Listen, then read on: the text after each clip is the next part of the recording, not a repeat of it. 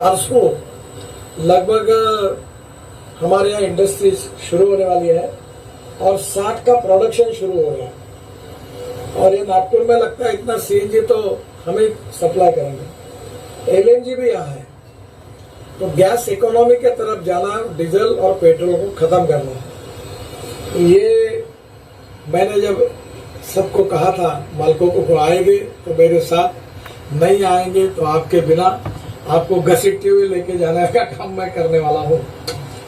Anand Mahindra being my good friend, उनको मैंने एक बार बहुत अच्छा जोक हुआ कि मैंने उनको कहा कि तुम्हारे जीप के साथ हम जब पहले वो जीप लेते थे उसके लिए वेटिंग लिस्ट होती थी, तो तुम एक अमृतांजन की बोतल भी देते जाओ, इतने धक्के लगते थे। तो उनको मैंने कहा कि तुम कॉस्ट सेंट्रिक मत बनो, क्वालिटी सेंट्रिक बनो। और टाटा और महिंद्रा को मैंने बहुत डांट पिलाई इसके लिए। अब मुझे खुशी है कि आनंद ने मुझे फ़ोन करके बताया कि इटली में उन्होंने एक डिज़ाइनिंग कंपनी खरीदी की और थार का और एसयूवी का डिज़ाइन किया, अब उसकी वेटिंग लिस्ट है। टाटा ने भी अपने प्रोडक्ट सुधार दिए और मुझे बहुत खुशी हुई कि एक फॉरेन कंपनी का 5% शेयर कम हुआ और टाटा का बढ़ा। तो बीइंग ए ट्रांसपोर्ट मिनिस्टर मुझे बहुत खुशी हुई। तो आप जो स्किल डेवलप कर रहे हैं वो नेचुरली आने वाली जो फ्यूचरिस्टिक टेक्नोलॉजी उसके लिए करिए। वैसे पुराने डीजल के ट्रैक्टर हैं उनको सीएनजी पे भी कन्वर्ट किया जा रहा है, तो वो भी आपने सीएनजी का ट्रैक्टर अब बनाया, हमारे एग्रोविजन में आपका था, तो डीजल के बजाय सीएनजी पर जाते हैं तो साल भर में करीब 70-80 हज़ार रुपये की बचत पक्की होती है। अब सीएनजी के 6,500 पंप खुले हैं।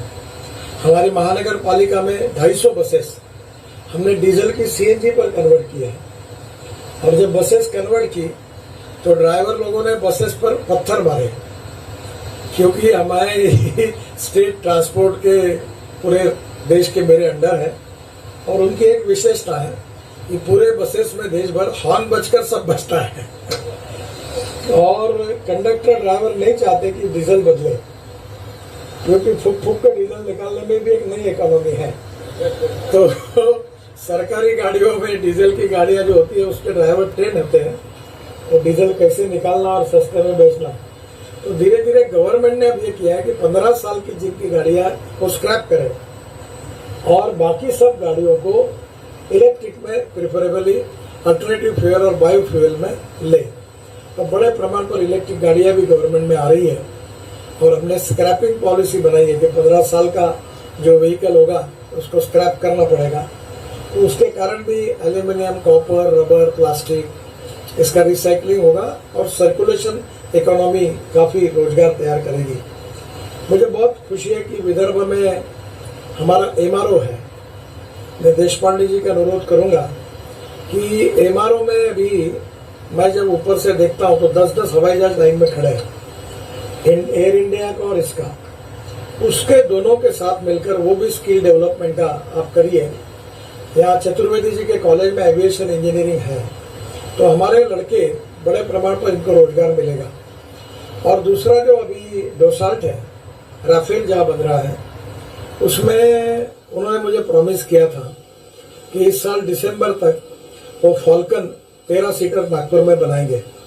अभी 10-15 दिन पहले ही मैं फॉल्कन जेट से प्रवास करने का सौभाग्य मुझे मिला। एयरटेल कंपनी के मालिक है, उनका प्राइवेट जेट था और बहुत अच्छा है।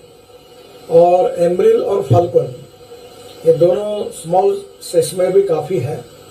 और बीच में मैंने डोसाल्ट के सीईओ मुझे मिलने के लिए आए थे फ्रांस से, तो उनको कहा कि इसको फ्लोट लगाओ ताकि